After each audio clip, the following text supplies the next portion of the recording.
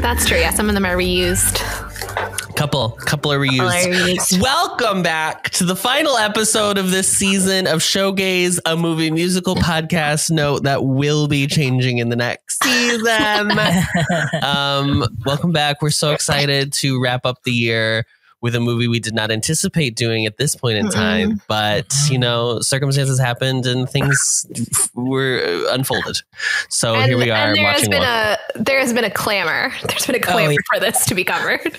There has been arose such a clatter. You know what I mean? Yeah.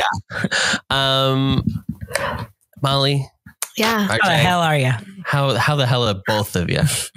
It's been, I've had a roller coaster week a little bit. I went to Vegas last weekend for the first time ever. Very good, very fun. You've beat Adam. Adam still hasn't been to Vegas. Never been. But also last night I discovered I've been having an issue with moldy items in my closet, and I discovered more of them last night. I feel like I'm going crazy. So sorry. What do you mean by that? Do you need dehumidifiers? It's so dry here. Yeah. Okay. I think that the origin point, I had a pair of shoes that got moldy, and I think that it spread to other items in my closet. So I don't have very many shoes anymore, everybody. Don't put your wet shoes on the rest of your clothes. Adam, they weren't wet. Wet from your sweat. I think that what happened, I used to live in a place in Wisconsin several years ago that was like kind of a basement. Yeah, this is all the Midwest's fault. Okay. Yeah, it is. It is the Midwest's fault. California could never have mold. What are you talking about? I think that was a problematic apartment, and that there might have been some, spores that got into some shoes that then got worse over time. Well, they travel. Yeah. So traveled. They flew. It was problematic because it didn't ask for consent to leave the spores. Okay, well, RJ, how are you doing? Because I hope it's different than what that story is. I'm good. It is officially fall now. The weather has changed. Saturday was kind of like our last nice day. Friday, Saturday. Yesterday was a blustery day, and today it was like 57 was the high. Yeah. So I mean, it was like 67 here, so I understand. Wow. Yeah, it was hard. I had to wear a jacket in the morning, but I got to take it off in the afternoon. It's so chilly. I am excited for sweater weather.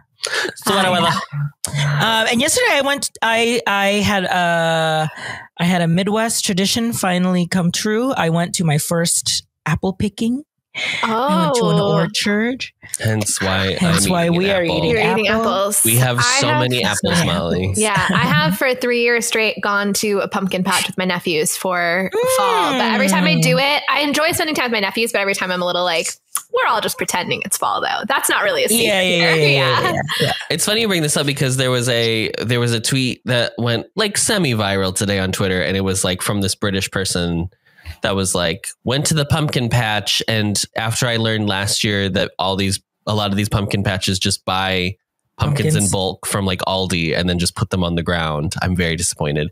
And the photo was literally just like a brown patch of dirt and just like pumpkins thrown in, and all the Americans were like, listen, British people, if you're not going to do it correctly, don't do it at all. There needs to be hay bales. There needs to be scarecrows. Yes. We need to see some apple cider going on. And I don't mean the alcoholic beverage. No. I mean the literal unpasteurized apple drink. Yes. The good thing about this setup is like, it's like a kind of a carnival with a pumpkin patch attached to it. So it's not like you're just going for the pumpkins. The kids are like, it's like face paint and bouncy houses and like, all that jazz. The one that I went to had a mini animal section. Yeah, so they have a petting zoo and like ponies. A giraffe? Yes, they had a giraffe. I was like, and I was like, wow, who knew I would see a real giraffe this morning, and then later that evening I would watch a tale about another giraffe. Yeah. Wow. It was amazing. Wow. Yeah, it was a lot of fun. What a segue. Thank you, RJ. Before we head into Wonka. How are you? Oh, I'm fine. Good. Before we head into Wonka, Molly. How's your closet? Is everything okay in your closet? I've come out already, Molly. Thank you so much. Do we have anything in the mailbag? What an excellent question. Let's see. I'm going to, while this is happening, I'm going to try to split this apple with just my hands. What? Here we go. Let's see if I can do it. This is great for auditory. No, I'm picking up sounds. I want to listen. No, I can't. I'm shocked. Oh. I'm shocked Did you you go from can't. the bottom or the top? From the top. Is there some sort of trick that you think you should be able to do it? Maybe. No. These are hard though. Yeah, these are hefty apples. Yes. Dense. I got a nice little bushel of ambrosia, machound, or machound probably is what's Aztec Fuji, and Jonathan apples. Apples. I skipped the Honeycrisp because they were at a premium. I was like, wow. So, And also you can just get them. And you can just get them in the grocery store. Yeah.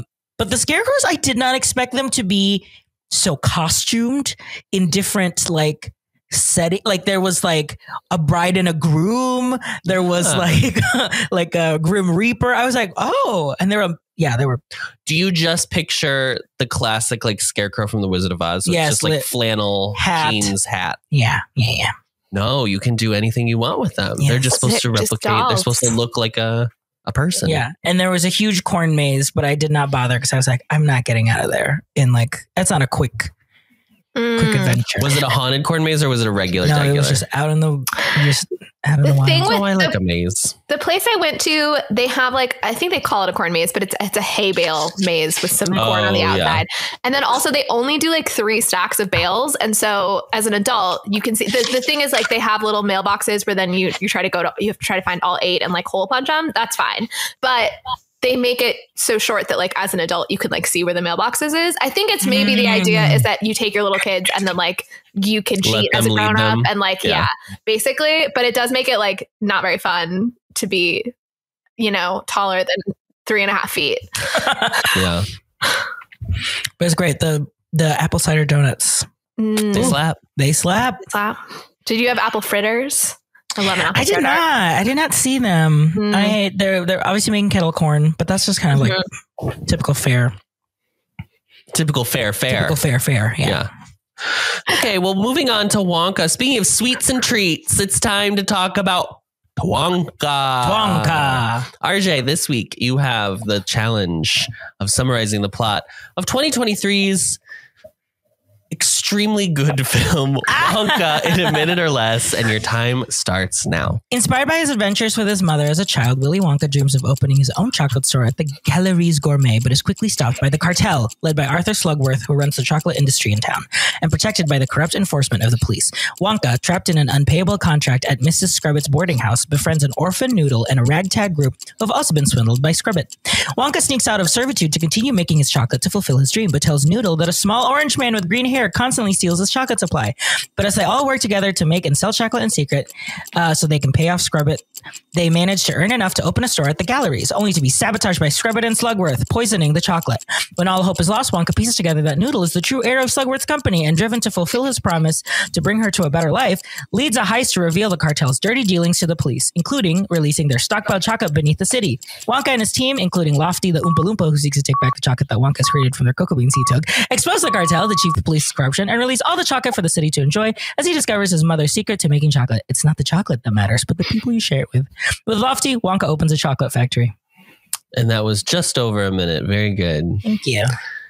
Yeah, you hit all the notes. I do want to point out one thing, just because you were reading quickly. He befriends an orphan named Noodle. The orphan is not a noodle. It's not an orphan. It's not a parentless noodle. Yes. Befriends an orphaned noodle.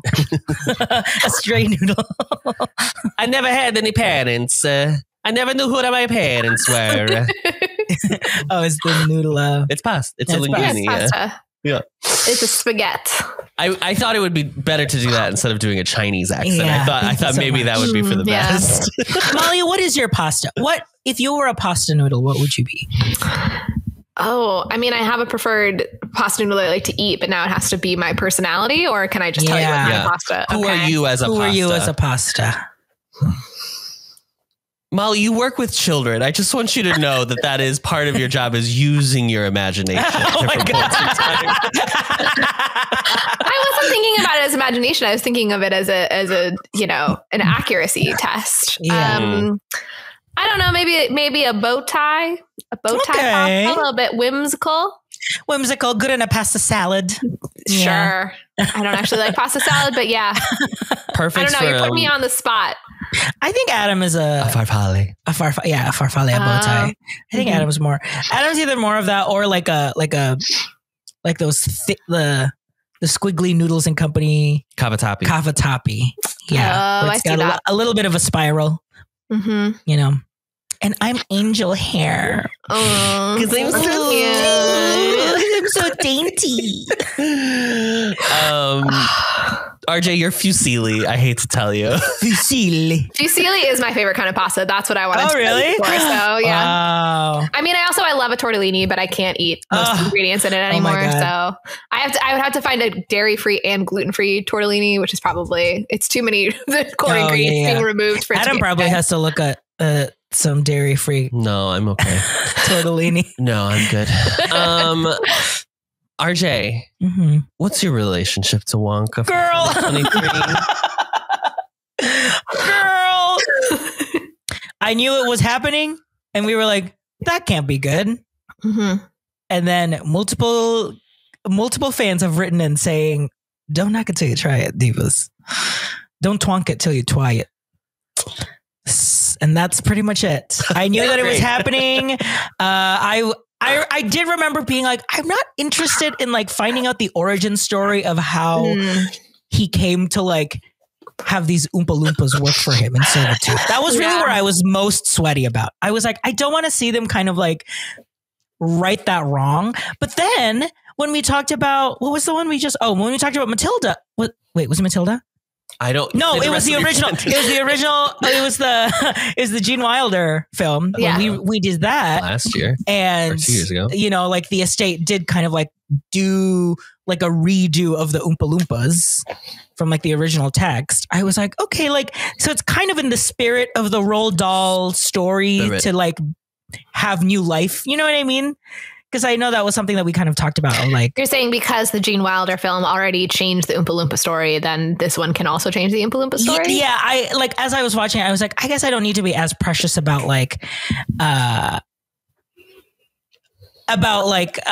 trying to be like, well, we want to try and rewrite a story that we already know. I don't know. Because what I was really scared was I felt like it was going to get sweaty when they try to justify like, how did he have like all these Oompa Loompas work? You thought the origin story was going to be like colonization. Here's the full, no, I mean, maybe you thought that. That's crazy. But I thought what I'm interpreting is that you were worried that the whole movie was just going to be like, here's the setup of how he gets the chocolate factory instead of like its own actual story. Yes. Yeah. Where it's like, yeah. Like the plot is, but part of that would have to explain like how did he get like an entire like civilization of Oompa Loompas working for him.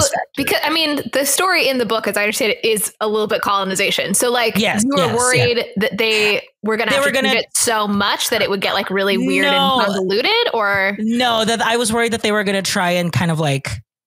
Not justify, but like be like, show, this is okay sometimes. Yeah, like show it in a way that like, well, it was, they all agreed to want to come or something like that. But I was like, I don't know. Okay. Yeah. Molly, background? I mean, yeah, we all have the same background, which is that we obviously like Gene Wilder wanted to assume this one would be bad. Mistakenly. I'll say it. Yeah, it was a mistake. Everyone, you were right. You're right. It's delightful. You were right. It's a great film. I wasn't like nervous about the Oompa Loompas. I figured like they would just redo it, and I obviously like don't care what happens in the original text. I don't care if it's accurate or not. Yeah, I guess I also just like didn't.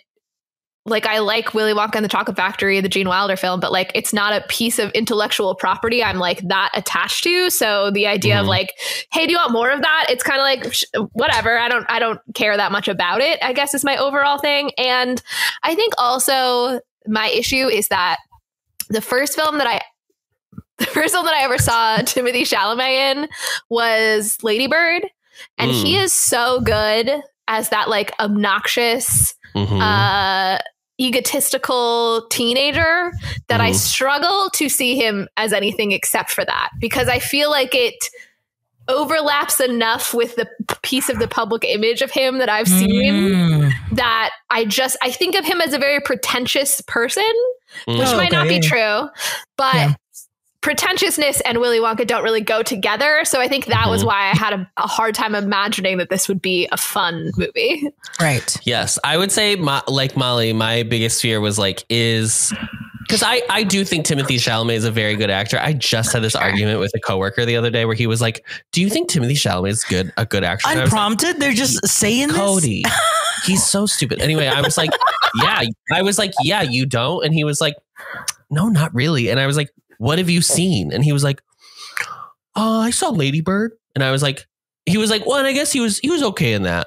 And I was like, okay, what else have you seen? And he was like, I didn't really like Dune. And I was like, did you not like his performance in Dune? Or did you not like Dune? And he was like, I didn't really like the movie. And I was like, well, then, yeah. Okay, anything else? Like, what are we doing? And then he was like, no, I guess I haven't really seen anything. And I was like, okay. It's so fun to talk to straight men. But I think Timothée Chalamet is a very good actor. He has one of my Little Women. I really like him in Little Women. I love Little Women, but see, I feel like Laurie is also kind of a pretentious asshole. And so it like worked for me with his self-image. My image of him. Yeah. I'm assuming, Molly, you haven't seen Call Me by Your Name, is my guess? I have not. Okay. So he has like one of my favorite performances, like from probably in the last 10 years in a movie, like, which is that Call Me by Your Name performance. I do think he should have won the Oscar for it, but that's neither here nor there. I like Timothée Chalamet a lot, but for this, I was like, and I want to be clear. If you have not seen this movie, he is not doing a Gene Wilder impression, and he's not doing Gene Wilder's Willy Wonka, although it is purportedly a companion piece to the 1971 version. He like perfectly threads the needle, honest to God. Like does not feel like he is doing an impression, but there are enough nods that you feel the appreciation for the Gene Wilder version. He does such a good job with it. Yeah. And because they've said it as a prequel, you can watch it and be like, oh, something happened between, or a series of events happened between this movie and Willy Wonka or Charlie and the Chocolate Factory that led him to being the person that we know in the Gene Wilder version. Right. There's enough span of time because this is before even getting the factory. We end on I'm going to build the factory, and Gene Wilder he's going to retire. I'm ready to pass on. Like basically the whole career in between. Yeah. Right. Yes. Yeah. That was my fear, was like just Timothy, again, not being bad, but just like I didn't know if this was in his like wheelhouse necessarily. And I assumed he was like a child, or he was like a teen actor. So I was like, I'm sure he's done musicals. Like if you kind of have to, start, like I was not worried that he was going to be like not able to like hold a tune. Right. But that's genuinely all I knew. The only other thing is when this movie came out, I did listen to the NPR Pop Culture Happy Hour episode about it. And all the panelists on that episode were like, this was great. It's not a perfect film, but it's a great time, and it's very endearing. And so I did remember that being like a big focus of that conversation. What even is a perfect film? I'm sorry, can we like divert for a second? Like I feel like a perfect film would be boring. Well, I mean, Molly, you haven't seen Citizen Kane, I guess. I mean, fair enough, I haven't, so I can't really comment on that. So that was their conversation, and I remembered that happening. That's it. That's my background. So let's talk about the movie. Because guess what? I don't have to do anything historical, because you can all go listen to the Willy Wonka episode if you want to hear all about the Was that this season, or was that the end of last season? That was the Halloween episode at the end of last season. Wow. We're doing exact same spot. Halloween. Wow. Okay. Wow. Okay, this movie, Wonka, is directed by Paul King, who is fresh. At this movie, obviously, he's fresh from coming off Paddington and Paddington 2, of which he was the director. Those are perfect movies, Molly. I think that's. I did see. I'll get to why, but I was looking up some Reddit threads about this movie, and the number of people being like, "This looks bad," but it was the Paddington director, so it's probably actually going to be. Yes, I remember seeing that. Stand him, yeah. People are very excited about the Paddington guy. Yeah, I remember that discourse. Yeah. The screenplay is by Paul King and Simon Farnaby. Simon Farnaby is a co-creator, had helped him write the screenplay for Paddington 2. He's also the guy who works at the zoo in this film. He has a little role. Oh, yeah. Okay. He's the guy who keeps falling asleep. Yeah. Story by Paul King, based on characters by Roald Dahl. Just an assortment. Because wait, I want to clarify. So there is a sequel to Willy Wonka, right? But it is a sequel. It's taking place after Charlie and the Chocolate Factory. So there's no Dahl story about the origins of Willy Wonka. Nothing. Okay, that's what I thought. It is produced by David Hyman, Alexandra Derbyshire, and Luke Kelly. Although it's Alexandra, you know what? It's British, so I bet it's Derbyshire or Derbyshire or something like that. Yeah. Stars Timothy Chalamet as Willy Wonka, Kala Lane as Noodle, the orphan, not the pasta. Keegan-Michael Key as the chief of police, which is is this his second time I think it's second Showgays, but he is also obviously in Schmigadoon. I feel that he is probably an unsung hero of the current revival of movie musicals that we are in right now. I mean, I don't know that he's like producing them, but I feel like he's out there like looking for these roles and helping these movies happen. And I salute you, sir. He's a good actor because he's so game for it. Yeah. And he still has that kind of, you get the access of like, he's still like cool. Like he's now, you know, I mean, genuinely, he is so game to look so stupid. Yeah. Which is, especially for like this movie and for Jingle Jangle, it's like perfect because they're such like kids movies. In that like very specific like stock character way. And I feel like he must be a lover of musicals. There's no way he would be in all of these loving the genre. Yeah. Patterson Joseph plays Slugworth. Molly's beloved Matt Lucas plays Prodnose. I feel like you've talked about how you like Matt Lucas before. I remember beloved. My favorite comedic actor of all time. Yeah, the guy who apologized for blackface a couple years ago. My favorite man. I didn't even know this. Wait, I thought that's why he's not a co-host on GBBL anymore. Wow. Okay. Well, Molly loves him, but Noel's still there. Noel's still. I love Noel. Maybe I told you I like Noel. Yeah. Matthew Bainton plays Fickle Gruber. Sure. Sally Hawkins plays Mrs. Wonka. Rowan Atkinson plays Father Julius. Jim Carter is Abacus Crunch. Jim Carter, by the way, this is the man obviously from Downton Abbey. He's like the valet. He's the main butler. Yes. Carson. Yeah, the butler. Yeah. The butler. Have you seen the TikTok of the woman doing what is her name? Cora's impression? What's it? The girls. Oh, Robert. Okay, anyway, Jim Carter, by the way, is married to Imelda Staunton, in case you don't know. Wow. What a British power couple. I know. I just found this out like a month ago. I couldn't imagine two more British people to be married to each other. And Olivia Colman, beloved icon, my beloved. Your beloved, yes. Plays Mrs. Adam's Matt Lucas. Plays Mrs. Scrubbit. And Hugh Grant plays Lofty. Once again, Hugh Grant turns in a performance. A stellar performance. It was so in his good. Illustrious career. Truly illustrious. Let me also say, go ahead. No, go ahead. Oh, I just wanted to say, I am not claiming Matt Lucas. The ongoing joke of him clearly saying the thing that the other villains are implying is very funny. Yes. So everybody is, There are multiple running jokes to this film that made me laugh out loud every time. Yeah. And I was like, that's good. I don't know what to tell you. They're firing on all cylinders in the comedy avenue of this film. Yeah. Cinematography is by Tong Jong-un. It is edited by Mark Everson. Music is by Joby Talbot and Neil Hannon.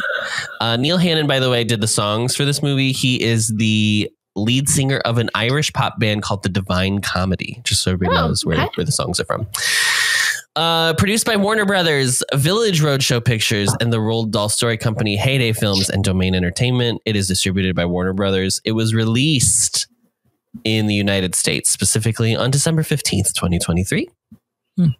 Its running time is 116 minutes. Its budget was $125 million, and it made worldwide $632 million. It was the 8th highest grossing film last year. Wow. Which I did not know. I didn't realize it was that. I think I knew it was successful, but I didn't know it was that type of successful. I didn't know it was that either. Yeah. The power of the twonk. The power of Twonka. Okay, so Warner Brothers had reacquired the rights to the property in 2016, and they announced pretty much right then that they were going to do this prequel version. This announcement happened 2 months after the death of Gene Wilder. Oh. So there was immediate backlash to this announcement. Yeah, I should have thought that through. So it just sits on ice for a while they're storing and figuring out what they're going to do with it. Finally, they bring on Paul King, who after he had done Paddington 2, he felt like that's all I wanted to do with the franchise. I don't want to keep making Paddingtons for the rest of my life, basically. There is a third one. There is. I think it came out this year. I don't remember for sure, but it's like Paddington 3 goes to Peru or something like that, but it's a different director. Gotcha. So he comes on, and then obviously COVID stalls the process. So they had to shut down the chocolate factory. They had to close. COVID. They had to freeze the chocolate. They had to, so they could retemper it later. And then we get to casting. It ends up being for Willy Wonka, between Timothée Chalamet, who does get the role, and who's your guess? Is it the same energy? Same twink leading man? Leading twink leading man. Different. Okay. It would have still been Twonka. It would have still been Maybe Twonka. It would have been Twonka. Twonka? Ooh. Oh, Channing Tatum. No, too old. Too old. That's true. Twonka. Twonka. Tom Holland. Tom Holland. Yeah. Which is ironic because Tom Holland and Timothée Chalamet were both up for Spider-Man, and Tom Holland won on Spider-Man. Wow. So we gotta get Tom Holland back on a musical. I mean, we that is Billy Elliot, girl. We gotta get him back on the ballet. Yeah. The problem is let's look at Tom Holland's career. Okay. Is Tom Holland a good actor? Or is he just dating Zendaya? Or is he just good at being Spider-Man? Yeah. I've never seen his work outside of Spider-Man. Everyone says, now, granted, he does like a lot of like weird action-y stuff that doesn't require a lot. And also, being a good actor in a musical is a different skill set than being a good actor in a dramatic film. Yeah. So I could see, based on the little bits that I've never really watched Tom Holland. I think I've seen a Spider-Man. I don't know. So like, I feel like he might have the musical skills. Mm-hmm. Not like that he'd be a great singer, but like the skills to act in a musical, potentially. Yeah, maybe. We don't know. He didn't get that. We don't know. We'll never know. We'll never know. He did just, speaking of Tom Holland, I don't know if you saw online today, he just today announced he is releasing a new non-alcoholic beer because he likes beer, but he struggles with alcoholism. So it's called Beero. Good for him. Good for him. So congrats on that, Tom. There was backlash from the dwarfism community about the casting of Hugh Grant, as all of the other iterations of this franchise had always cast little people in this role. Yeah. This movie, I would say, does something like this. Oompa Loompa is like not a little person. He's like a tiny, he's like a little. He's like foot tall. 7 inches. Yeah, he's very not 7. Yeah, foot. He's probably a foot tall. He is shorter than any human being. I mean, you could still cast a little person and shrink them down, obviously. Yeah. Didn't they do that in Greatest Showman? The Greatest Showman. They did that in the Greatest Showman. Was, yeah. But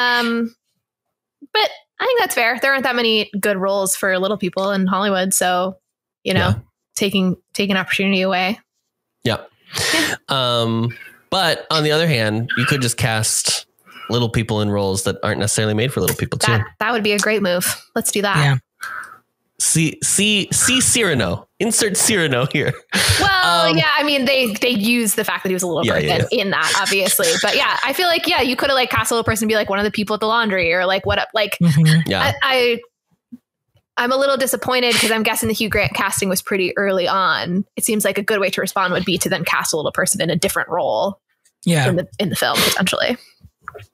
And that's kind of everything I have on development of the film. I do have this absolutely bonkers quote from Hugh Grant, who famously on this press tour just talks about how much he hated making this movie, which is so funny because it is Hugh Grant.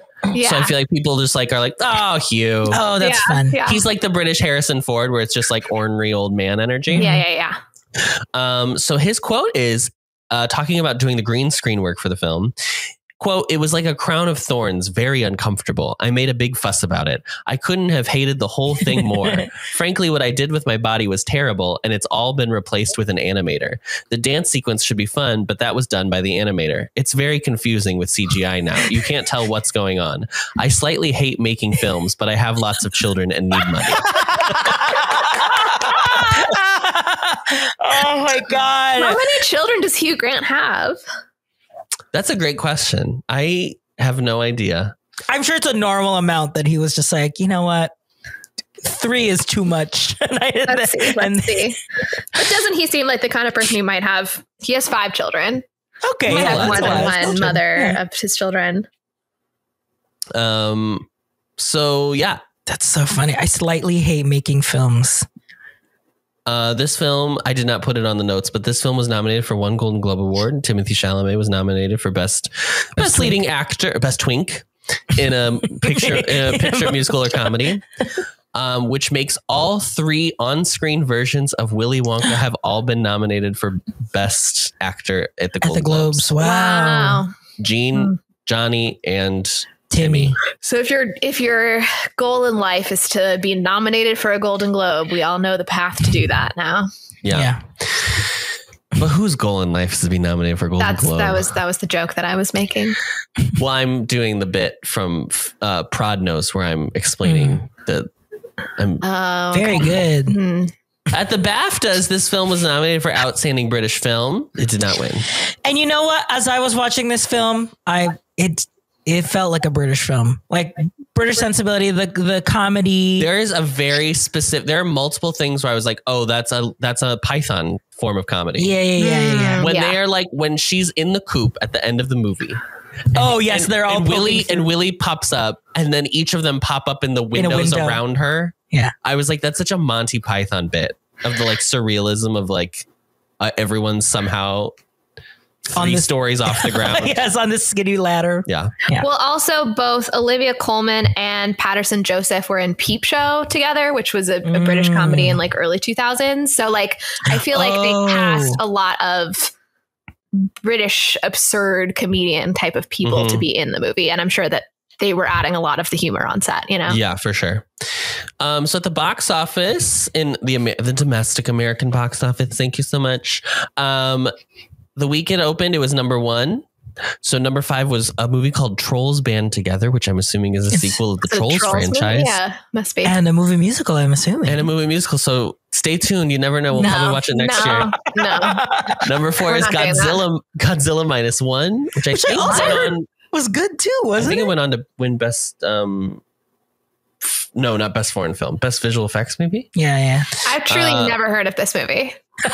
Oh, it was huge. And it was actually very hard to watch, which is like kind of why I heard a lot about it too. Number 3 is The Boy and the Heron, which ended up winning Best Animated Feature.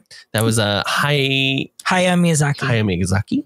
And number 2 was The Hunger Games, The Ballad of Songbirds and Snakes. Also a musical. Yeah. And number 1 was Wonka with $39 million in its opening weekend. I think that I just think we should officially declare that we are in a musical renaissance right now. And I want to put a stop to it. No, I want to make that declaration and stop having to debate it, because do you know what I am sick of is articles about like, finally the rom-com has been revived. And I'm like, it's been being revived for quite a while. I think we're just in it. We're just doing it. Every new rom-com can't all be single-handedly reviving the genre. We knew we missed them. They are back now. Yeah, the movie musical one is weird though, because marketing wise, these films would love to pretend that these movies are not movie musicals. For example, see currently what's going on with Joker Folie à Deux. Didn't it flop though? It is flopped so hard. Were all of the Reddit boys mad that that the studio tried to trick them into seeing a musical, and they said, we read threads about it, so now we're not going to go. That's how I think boys on Reddit talk. I think it's definitely. I read it's just bad, right? It was just oh, is it? Okay. I read that there were people who obviously like left the theater once they realized it was a musical because they didn't know. Get over yourself. You're so serious. Oh my God. But then people who were like, I was so excited because I wanted it's Gaga. to watch Gaga in this crazy like movie musical thing. They were like, it's not a good movie. So I don't know. So the straights left when they realized it was a musical, and then the gays finished. The gays left. But they were like, but it wasn't good. But it wasn't good. Gotcha. That's too bad. I did not enjoy watching the first Joker, so I didn't even watch it because I knew that I wouldn't enjoy it, so I wasn't going to watch a sequel. I watched it because it was nominated for Best Picture, so I was like, and I like to try to watch all the nominees, but I was like, oh boy, was it a slog to get through. I don't think it's like necessarily poorly made. I just think like the message is so not for me. It's not a message for me. No. That's it. That's all I have on background. You want to talk about the movie? Let's go.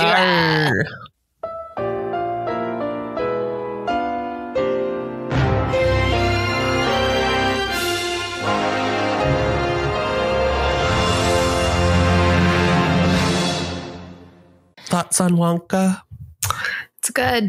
Thonka? Twonka. I'm going to tell everybody to watch it now. I really enjoyed it. I already told my brother when I went to see my nephews at the pumpkin patch that they should watch it. So, yeah, I think that what works in some ways, RJ, you were talking about we were talking about the whole like prequel question and do we care about how he starts the chocolate factory? It really is. I mean, it kind of answers that in that it answers like how he got notoriety, I guess. But like a lot of it is just this like plot about like being trapped in this laundry that's like not directly related to the story in a way. It's just like a little caper film halfway through. It's really just sort of like, hey, this guy is down on his luck, and then this is how he finagles away to get what he wants. And it's not. Here's where I'm going with this. I'm realizing as I'm talking, we have been absolutely besieged by prequels that exist to set up entire scenes only to nod at remember, and then that thing is in the movie that you like. Yes. Right? And we are this was the real reason none of us watched it. I'm deciding right now. We are so sick of watching prequels that are just about setting up tiny details from the film that's going to happen later. And they just didn't worry about that. Like, yeah, there's an Oompa Loompa in it, and he's making chocolate. Like, obviously, that's kind of a baseline expectation. But like, otherwise, we're not like, it's not like, oh, then he goes down a river and then he goes like, a river made of chocolate. What if I put that in my factory? That's what I feared it would be. And it's not. It's just a silly film about a guy doing stuff. That's the thing. The entire movie, I kept saying these things to Adam of like, oh, this is going to lead up to it. So like when you find out about the cartel stockpiling all the chocolate underneath, I was like, the pipes are going to like overflow. The city is going to turn into the Great Molasses of Boston, and like the chocolate will just overflow, and this city becomes the river where he places the factory. I just kept trying to make the connections because I was like, that's obviously what they're going to do, and they didn't. They didn't. They just like so fun. Because we don't need. I mean, that's the thing is like his factory is so fantastical. It would make it not fun to explain where he got every idea for it. So I'm so glad that they didn't do that. And he's just like a fun man. He's a fun character, and I enjoyed watching him go about his life and always have the next new creative idea to like get himself out of scrapes. Yeah, it's so fun. It's the family movie. Like when the family movies are really good, it's the like specificity of the fantasy that they're giving you, right? Like he could get away from this laundromat and like servitude and whatever, but he can't, because all of his like magic and power and like genius is just specifically about like the candy and the chocolates and like to get him out of specific scrapes. Like the whole, like the thing that he gives the guards where they go through like a whole like evening at a bar. They get drunk, so they get drunk. Like he could have just used that for everything to get away from everyone, but no, it's specifically. I think it's called A Night on the Town. Yeah, it's like that's the part of like that's what we loved about Wonka's like candies in the original and in the book of like they're so specific and being able to see it visualized. It was just but also like it's not visual. Like A lot of the bits of this movie are just them acting like something is happening. Yeah. And that's like part of the fun of it is like you still like it's the equivalent of like holding the monster back so you don't see what it looks like. Like so it's like the same idea of like you get to, as the audience, even though you are watching a movie, you still get to envision what it must taste like to have like this chocolate experience. Yeah. Until, you know, I don't know, cinema 5D rolls around and then we can all taste whatever is happening. And at the Alamo Draft House, they'll be giving you hover chalks to eat when that scene comes up. Here's my thing about this movie. I was like, my fear is going in. I'm worried about Timmy. I'm worried, is the music going to be good? Yeah, the music is what I was really worried about. I'm worried again, like Molly said, is it just going to be continuous setups for major set pieces in the original film? Are we going to go see the Gloop family of some kind? Right. Or are we going to like, you know? Yeah. And the film defeated all my expectations. And that's why, and I still feel like even then I didn't even go in with super low expectations because I still had something heightened because so many people had been like, it's so good. So I didn't go in with like bottom of the barrel, like this is going to be trashed. So I did have some expectation that it wasn't going to be a good film, and it still surpassed that. My favorite thing about this movie that Molly was just talking about is the fact that upon my research of the movie, there were so many things in the trivia that was like, oh, this is actually a callback to the original film. But they're all tiny. Yeah. So like the score was like the main one. The score was the main one, right? But they're like little things. So like when he signs the contract, if we remember from the first film, he has that big contract that Charlie has to sign at the bottom. Yeah. It's stuff like that where it's like, oh, it's not an exact one-to-one. A lot of prequels do this thing where it'll literally look like it's a copy paste. And they're like, aren't we so clever? Well, that's just the whole, I feel like Disney Plus now, like they just keep cranking out these reboots and prequels and stuff. And that's what we're used to now. Well, and I think that it's been a real misread of like internet culture because people love to get onto the internet and share with each other. Like I spotted these little Easter eggs. Yeah. And I feel like what film companies took from that, it was like, oh, what people love are Easter eggs. So like, let's make movies that are just about the Easter eggs and be like, look at the Easter eggs. A movie of Easter eggs. But that's actually what's fun about Easter eggs is it not being something the film is paying attention to so that you get to like on the second or third watch, you get to go like, oh, wait, actually, isn't there a contract like that? Like the fun is for the movie to not draw your attention to it so that then you can think about it and then share something that you noticed. I mean, there were totally things like the note that his mom wrote in the chocolate bar is like on the golden leaf. Yeah. So, like, there was some stuff that I think was really obvious, but I bet that there was stuff that I missed. And now like, because it was delightful and I probably will watch it again with my family, like then I'm going to have fun noticing little stuff like the contract, right? So like that's how you do an Easter egg. And the things that are more obvious, like the gold paper, it's not like the whole film comes to a stop so we can have this moment with the gold paper. Like it's just a tiny thing. And the more important thing is that the message of what is on the paper as opposed to like being about. Another one was like that I didn't even clock, and it's not like a 1-to-1, but I think that's why I like it more is like Veruca Salt falls down the trash chute. There's the laundry chute that they keep falling down this. And I just like stuff like that where I was like, it is feels like the plot was first. Yeah. And then they wrote the plot and then they were like, are there things that we could tie in that we can like maneuver the plot a little bit just so we can like touch on these things without it being like, and now we have to go from Chocolate River to, you know, Everlasting Gobstopper to the wallpaper that, you know what I mean? Right. Yes, absolutely. And even like lines that I know are iconic, like good day, sir. I said good day. Hugh Grant said, the Oompa Lofty says that line in this movie. And I didn't even clock it because he's not doing an impression of Gene Wilder saying that line.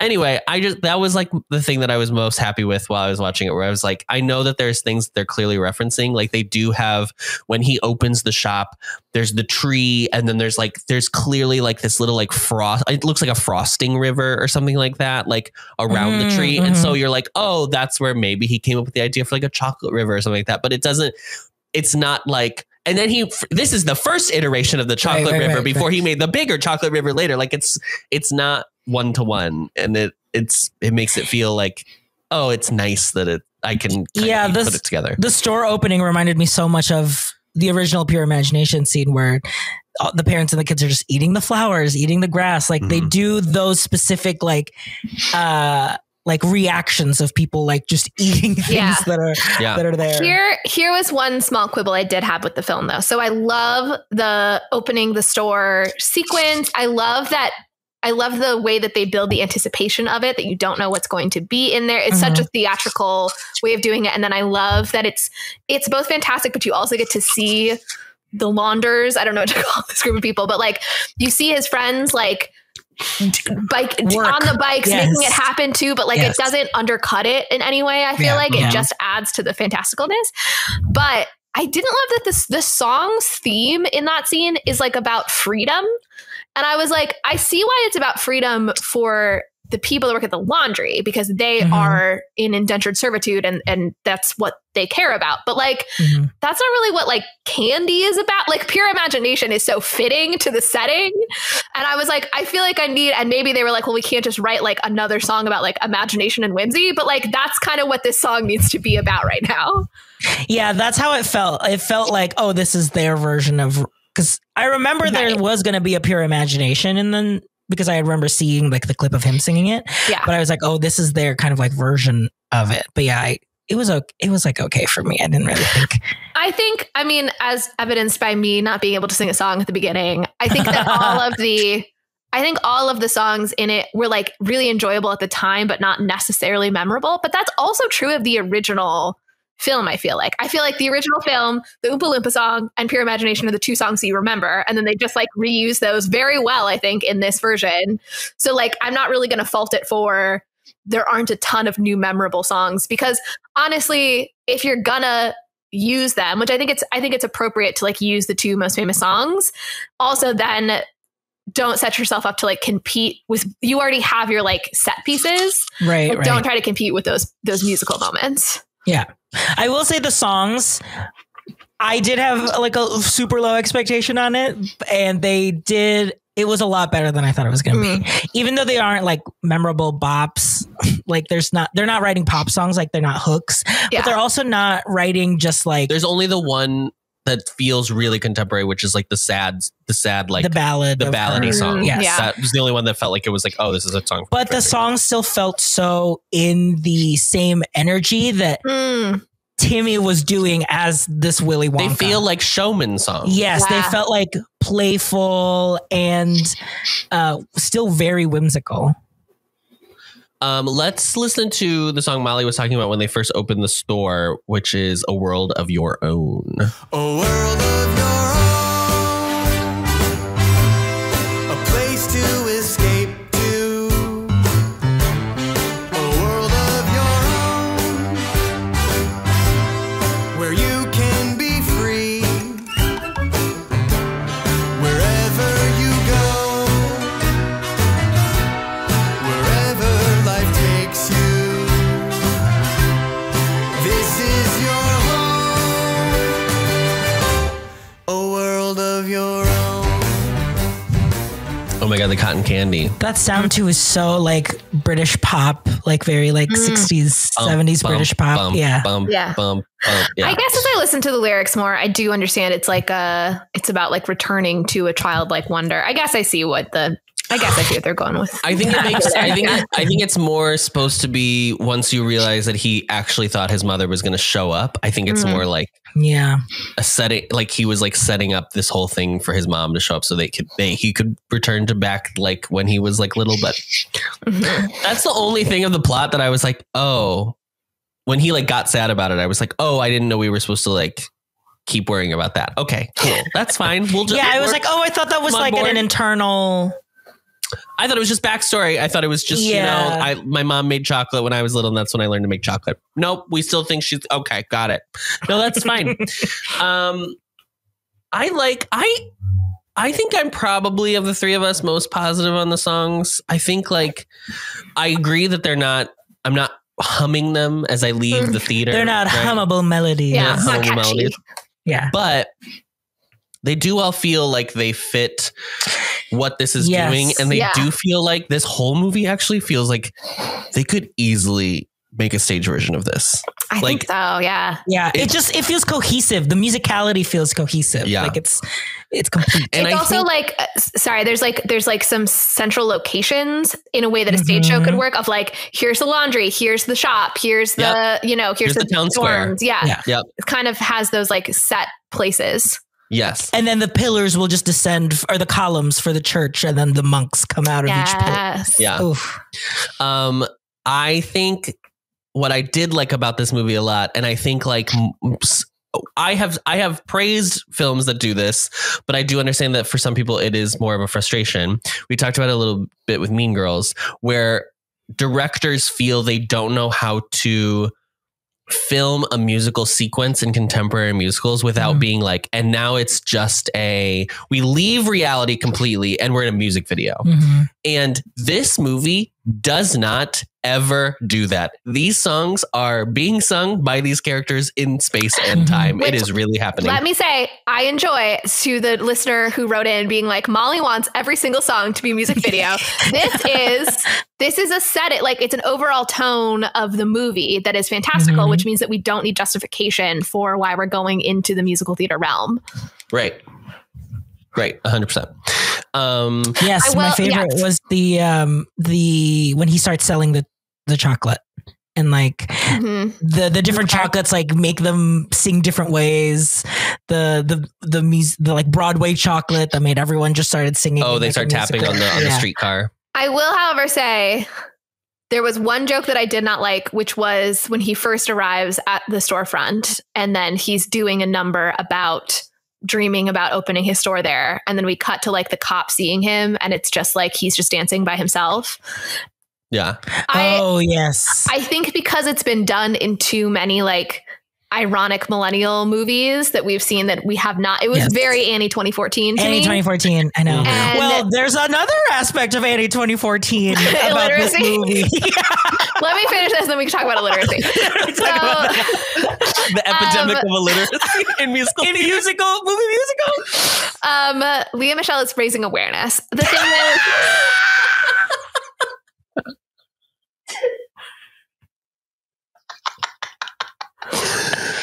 I would like to, as in this podcast, I have declared that the Renaissance is here for movie musicals. I would also like to declare that we are done with this joke of they are doing a scene, they're doing a musical number, and then we see somebody in the real world seeing them do that, and they're like, "That's crazy! They're dancing and singing." I'm done with it. It's not funny anymore. It's been done. It's complete. The only thing that I liked about that moment was the joke at the end that said like no dreaming or whatever. Yeah, that was funny, I guess. That was the only thing that like saved that kind of that like put the joke on the end of it. I think that you could have done that joke without the shot of him singing by himself. I think that you could have still, I think it would have been just as funny. Yeah. Yeah. Yes, I did think I wasn't super bothered by it, but yeah, I do understand what you're saying for sure. He can't read, Molly. Can't read.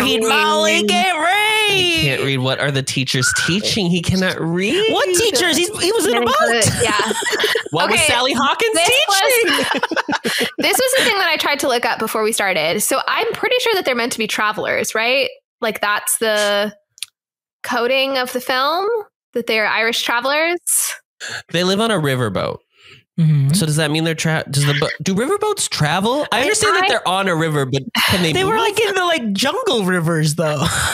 I think they were just in Europe, and I think that they were culturally travelers. And I was trying to find if there was any reaction from anybody about that fact. It didn't seem like there was much talk about it online, but I don't know if anybody had any feelings about like firstly, like just like deciding they're in an ethnic group that like I'm pretty sure neither of these actors is in, that sort of thing, but also like him being illiterate and then having been raised as a traveler. If anybody felt like that was like not a good depiction. Right. Do you think it was supposed to be that they were supposed to be really Irish? Okay, so travelers is like a community, like Romani people. I'm trying to not use an offensive term for. Do you see what I'm saying, Adam? Yes. Yeah. Okay. Is it the same? Is it the same term from that musical? Like, is that used for like Irish people too? Yes, I think derogatorily. That's why I'm trying to not say it. No, I understand. It's just I think that Sally Hawkins is doing an Irish accent was my understanding, but I don't mean Irish travelers like they are necessarily Irish. I'm trying to say like I think that they were being they are Irish as a cultural group that has been marginalized in Europe. Gotcha. Okay. Got it. Yes. But I couldn't find very much. I saw enough threads where people were kind of mentioning it that I'm at least not the only person that took that away from like the houseboat and their clothing and blah, blah, blah. But there didn't seem to be any commentary about like, oh, like people have this thought about its portrayal of travelers. I see that now. But I also like, it's also part of his...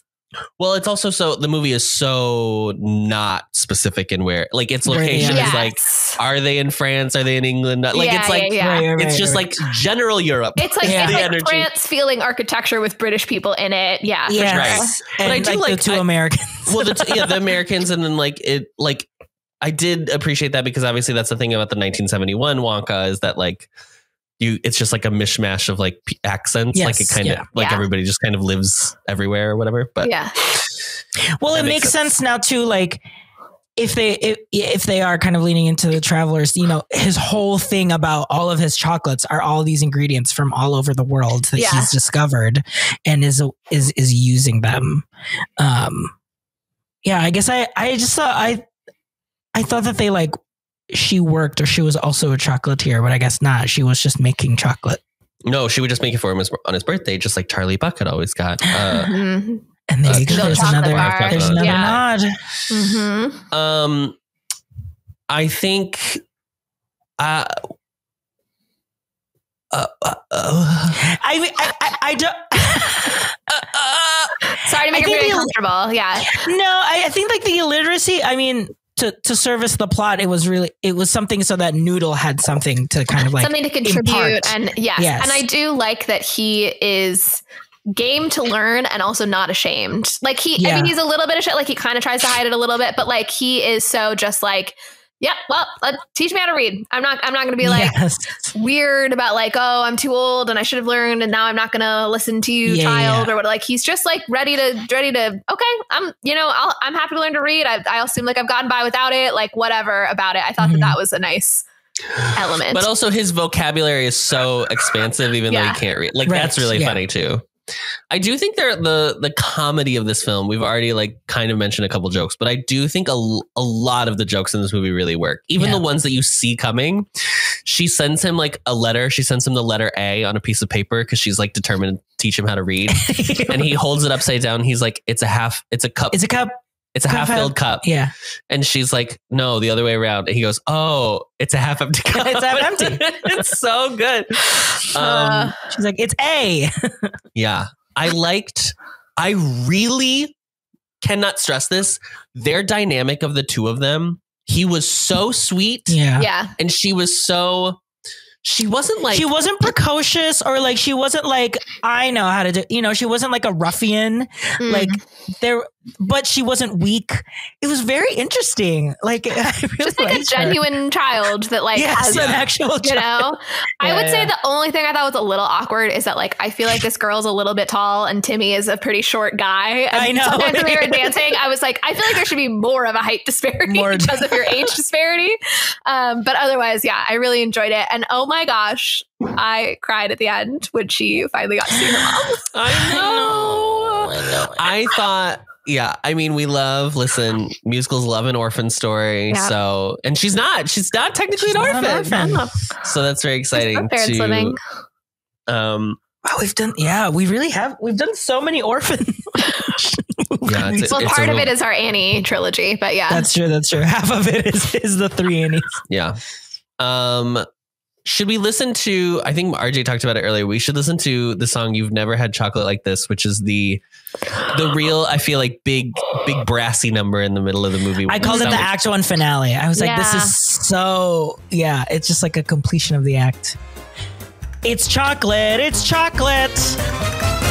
you tried his new one? No. Oh, you got to have a go. Just pop one in and everything becomes a Broadway show. The news that makes you gasp, the jokes that make you laugh, all that you say and do all day will be choreographed.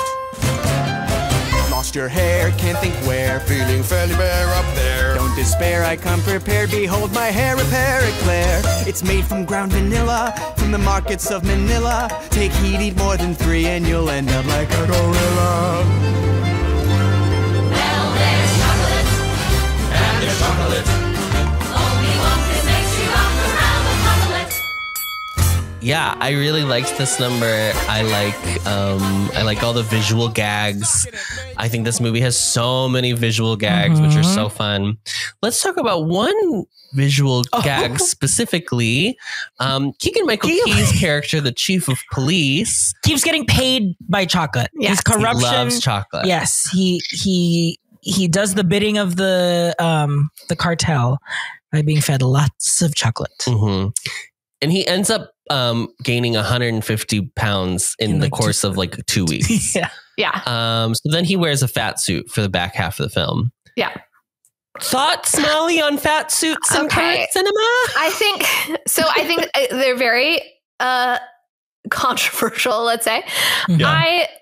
I feel like we've said this before. Like, I don't know if there's like rules about who's allowed to like say what's okay and not okay. Mm-hmm. We're all like fairly like straight sized people, right? Isn't that the term for like, I mean, none of us are like significantly overweight, but also like, I don't know. At least RJ and I are gay fat, but we're straight regular. Right. They're straight regular. And like, but I'm also not like a stick thin person either. Right. And so it's also like a little like, okay, well, we all deal with like body image and going up and down in weight and whatever. So like, that's also a universal experience.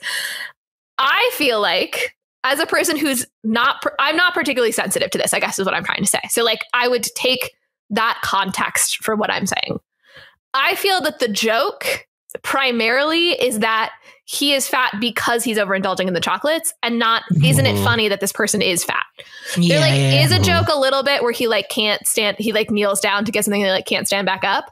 But like then the actual joke is him saying like, oh, I've gained whatever, it's like 150 pounds in 2 weeks, which is like just like it can't happen sort of thing. You would die. You would die. So like, I didn't feel like it didn't feel mean-spirited towards people who are actually fat was my feeling about it. But I do understand why people are very sensitive because there's like a long history of fat suits being used that way. Yes. And also it is a movie for children. And I understand why people are especially sensitive to like what messages are we giving children about their bodies. Totally. Yeah. I felt there was a moment where when it happened, I was like, oh, just got a little sweaty.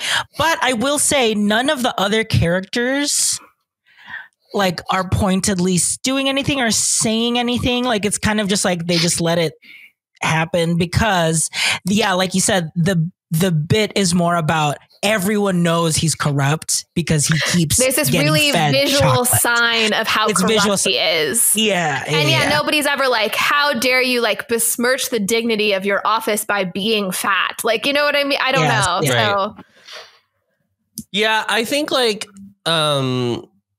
I guess for me, and I'm in a similar predicament not predicament, but like come from a different place where I like don't have the same kind of body dysmorphia in that way.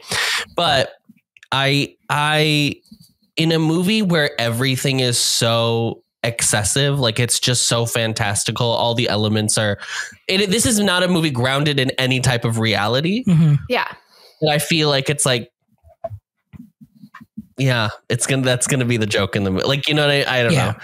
If it was a movie, if it was like The Whale, right, where it's like about this sad fat man and how bad his life is because he's fat. Like I understand more of like why it's like. But to your point, this is a movie for children. So what messages are we telling children? Blah blah blah. Yeah, I think they probably could have done a different bit, and I think I'm sure it would have also worked to show like how much he's indulging because all the other I was thinking about that. I wonder if they tried stuff and they were like, this is all just like so obviously that we're afraid to just do the most straightforward consequence of if you ate hundreds of boxes of chocolates a day.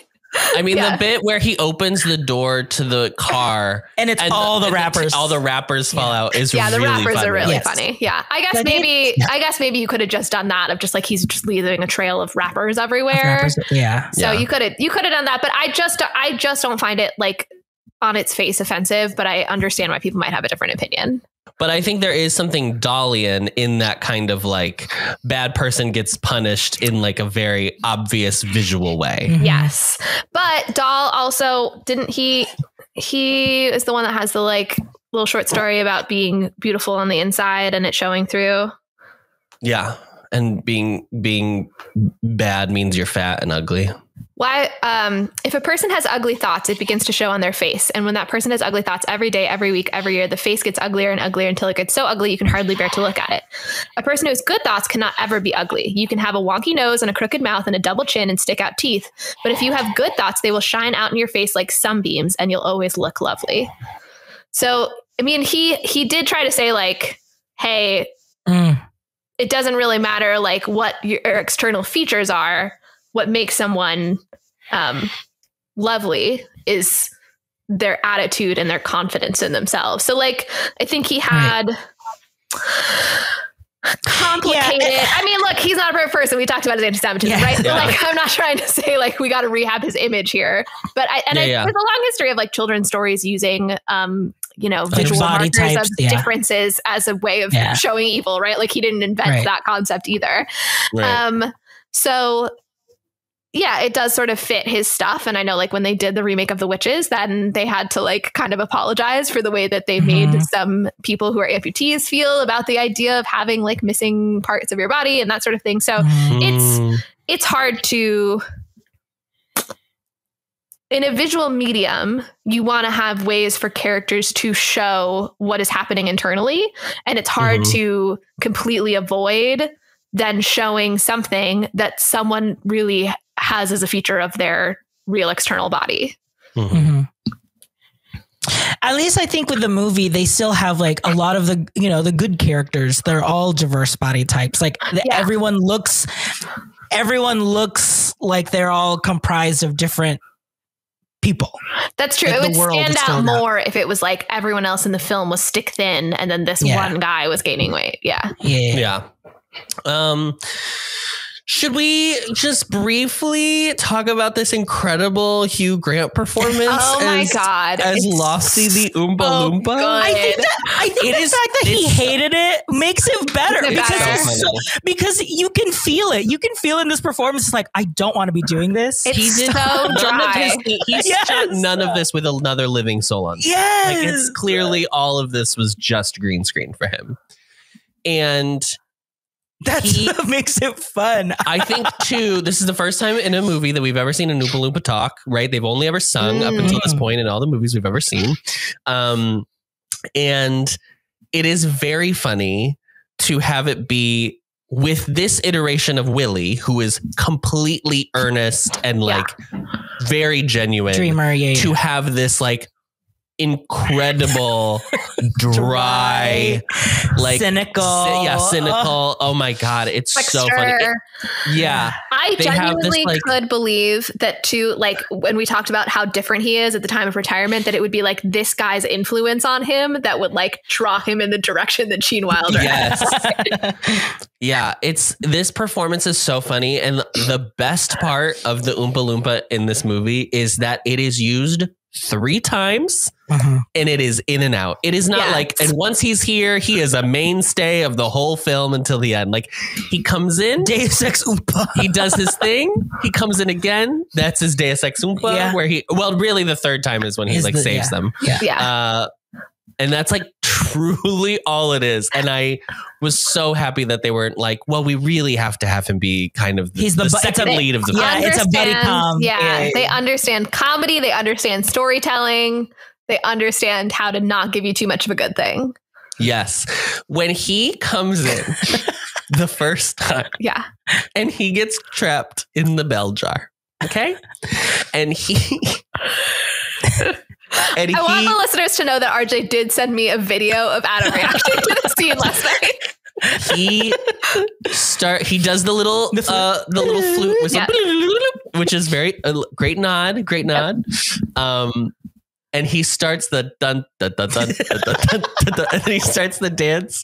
And he's like, "What do you do?" He's like, once we start, we can't stop." It is such a funny. You have to play because we're not. Our delivery is not going to be on the level. Do you mean that you don't even remember? Remember what? The day you destroyed my life. No, I don't remember that. Well then, young man, allow me to refresh your memory in the form of a song so ruinously catchy that it may never leave your mind. Oh, I don't think I want to hear that. Too late. I've started dancing now. Once we've started, we can't stop, see? Oompa, loompa, doompa-dee-doo. I've got a tragic tale for you. Oompa, loompa, doompa-dee-dee. If you are wise, you'll listen to me. But then he like just does, like it's not, the joke isn't then like every lyric is a joke. Like it's like, isn't this so silly that I'm singing the song? He's like, no, I have to actually do the song. Yeah. And then I'm going to use it to do exposition. Yeah. It's great. It's so. And in his retelling, he is dressed like a Swiss guard because he was supposed to protect Loompa Land. Apparently, in lore now, they are dressed as the Swiss guard from the Vatican City, which is incredible. If we're going to talk about Catholicism, we have to talk I don't want to be like a weird, oversensitive person. I'm obviously not, like big up on the Catholic faith at this point in my life. But like, I did think it was weird how just like explicitly Catholic the evil kind of like cabal was. Like, I thought it was. I didn't think they were Catholic. I thought they were Anglican. Okay, well, I guess it's just our upbringings then. I thought it was weird.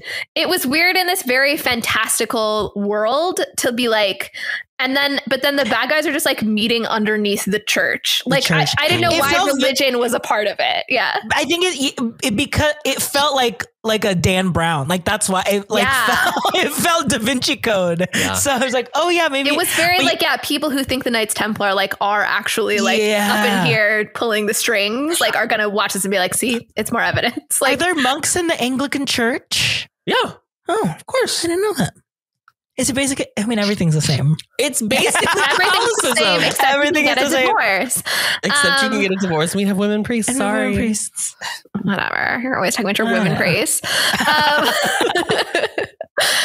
It just felt like weirdly grounded in real world institutions, and I didn't really. It was like a weird well, this is like kind of targeting a real group of people a little bit. I don't know. I understand what you're saying. I'm thrilled that you are going to be the one canceled on this podcast because you clearly don't care about fat people and you care about the Catholic community. Oh my God. So can't wait for Molly to get canceled on that. I will say though, I think it I don't understand this. You're smart enough, but I think it's like the institutions of the town are all conspiring against Wonka. I mean, Wonka, but also the people, because the real thing is that they're watering down all the chocolate that they're having people buy, and all the chocolate is really expensive. But so the institutions are all converging under the church. Like, that's the real power. I don't know. It just felt like a weird. I wish that it was a bank or something that was not religion. It was weird to have, but then it was a bank. People think it was anti-Semitism. I don't know. Like, maybe they just couldn't think of a good totally neutral institution. Just do it under the chocolate shops. I don't know. Yeah, but it was kind of crazy to We don't have. You're right. It probably was actually Catholic because it was a confessional. Yes. Yeah. It was crazy to hear the chanting as part of that was really funny. I'm gonna be the musicality of it. Like when the giraffe is running around and they're chanting about the giraffe running around. That's so fucking funny. Beloved. I don't really care if the Catholic Church gets dragged. Maybe I'm going to come out as a real progressive liberal on this one, but so woke. I just think I'm just not a trad Cath like Molly is. Yeah. Oh my God. Yeah, I'm voting for JD Vance. I'm not going to look up. I'm just going to write JD Vance into my presidential ballot. Into your papal vote. Yeah. Because you're a cardinal.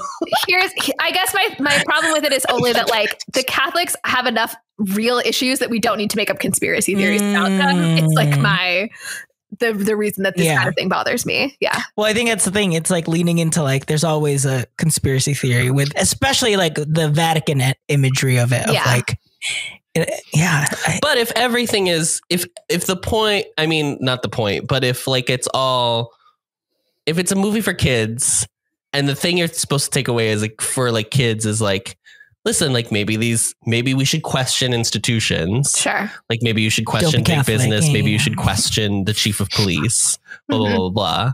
It's so weird. And it does show like, right. Like, I guess there's no good.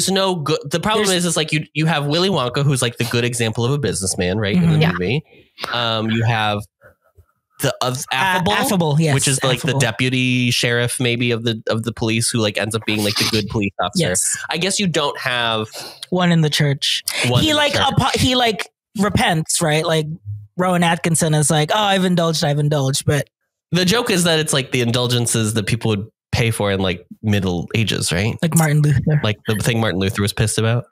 That's the joke because chocolate is an indulgence. That's what you're saying? That's what I'm thinking. That seems. I mean, that's where it's probably where maybe a layer that they weren't trying to necessarily have under there. Yeah, I guess maybe I'm just overthinking it because they meet beneath the church, so it felt like that was like giving the church more power. But I think you're saying like to you, it was just like this happens to be the location, but the church is just one of like many institutions in the town that is part of the conspiracy. Yeah. So that's a different take.